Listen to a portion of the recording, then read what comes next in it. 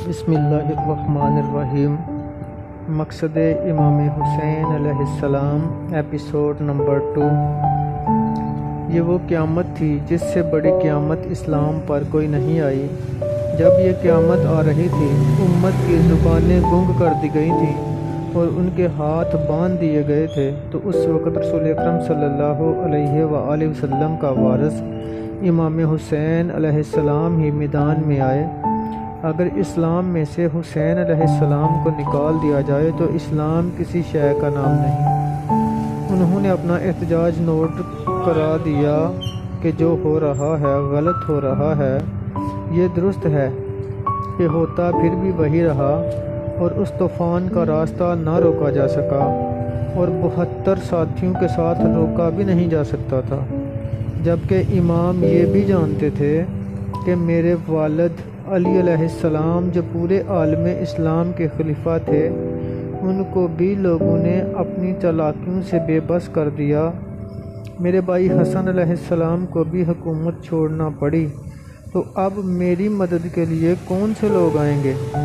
نہ کوئی مدد کرنے والا تھا اور نہ وہ اس ارادے سے نکلے تھے۔ نا انصافی پر مبنی اکثریتی فیصلہ کو ایک جج بدل تو نہیں سکتا، لیکن یہ ضرور ہے کہ اختلافی نوٹ دیکھ کر وہ تاریخ میں زندہ ہو جاتا ہے۔ گزرے ہیں اس جہان میں ایسے بھی کچھ شہید، مقتول تا ابد رہا قاتل نہیں رہا۔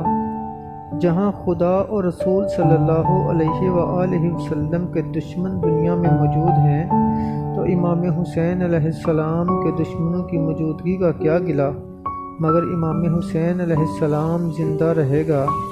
دشمن اپنی موت مرتے رہیں گے، مگر وہ زندہ ہیں۔ یاد رکھو، اسلام حکومت کے سوا کسی چیز کا نام نہیں ہے۔ اگر اہل حق کی حکومت نہ ہو تو قرآن معطل ہو کر رہ جائے گا اور شریعت پر عمل نہ ہو سکے گا۔ اسلام میں حکومت دنیاوی دندہ نہیں ہے، نہ یہ اقتدار کا لالچ ہے، بلکہ یہ اللہ کی کتاب کی خدمت ہے۔ جب نیک حکمران ہوں گے تو زمین عدل و انصاف سے بھر جائے گی۔ دین کا ایک باب امام حسین علیہ السلام کے والد محترم سیدنا علی علیہ السلام نے مکمل فرمایا کہ خلیفہ برحق سے مسلمان بغاوت کر دیں تو ایسی صورت میں کیا کرنا چاہیے، اور اگر حسین نہ ہوتے تو مسلمانوں کو یہ پتہ نہ چلتا کہ مسلمان حکومت بگڑ جائے تو اس کا کیا علاج کیا جائے۔ اس بارے میں پیشوا حسین علیہ السلام ہی ہیں۔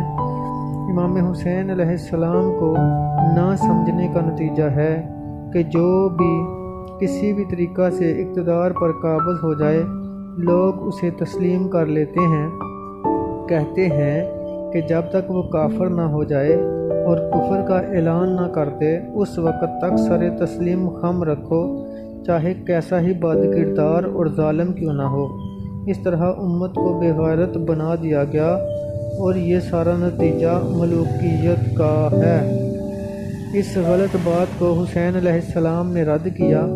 انہوں نے بتایا، کہا اگر تم حکومت تبدیل نہیں کر سکتے تو اس کو بالحق حکومت نہ مانو، بلکہ یہ کہو کہ اس کی بالفعل حکومت ہے۔ جس نے تخت پر قبضہ کر لیا ہے وہ غاصب اور ظالم ہے۔ جب بھی مسلمانوں کو طاقت حاصل ہو، اس سے حکومت چھین لیں۔ نہ ہو مذہب میں گر زور حکومت تو وہ کیا ہے، فقط ایک فلسفہ ہے۔ نماز روزہ سکھوں اور انگریزوں نے بھی اپنی حکومت میں بند نہیں کیا۔ اگر دین صرف اتنا ہی ہے تو یہ باقی رہے گا، چاہے دہریے حکومت کریں۔ اور اگر دین وہ ہے جو رسول اللہ صلی اللہ علیہ وآلہ وسلم لے کر آئے تھے، تو وہ اس وقت مفلوج کر دیا گیا تھا، اور یہ کسی اور نے نہیں بلکہ امیر معاویہ نے کیا۔ یہ امام حسین علیہ السلام کے اختلافی نوٹ کی برکت ہے کہ ایک بھی عالم اہل سنت اور اہل حدیث میں سے ایسا نہیں ہوا جو حضرت امیر معاویہ کو خلیفہ راشد کہہ سکے۔ وہ مسلمانوں کے حکمران تھے اور بس حالانکہ وہ صحابی تھے، حضور صلی اللہ علیہ وآلہ وسلم کے برادر نسبتی ہیں، مگر سب علماء نے لکھا کہ ان کی حکومت غیر اسلامی تھی۔ وہ مسلمانوں کی حکومت ضرور تھی مگر اسلامی حکومت نہیں تھی۔ اہل حدیث عالم مولانا محمد شفیع خان پسروری نے اسلام اور جمہوریت نامی کتاب لکھی ہے۔ اس کے صفحہ 157 اور 58 پر دور رسالت میں دی گئی آزادی رائے کے بارے میں انہوں نے مولانا عبدالکلام آزاد رحمۃ اللہ تعالی علیہ کا ایک اقتباس لکھا ہے، جس سے اندازہ ہوگا کہ ملوکیت نے ہم سے کیا نعمت چھین لی ہے۔ حضرت معاذ بن جبل رضی اللہ عنہ صحابہ میں سے بڑے علم والے تھے، یمن کے گورنر اور قاضی بھی رہے۔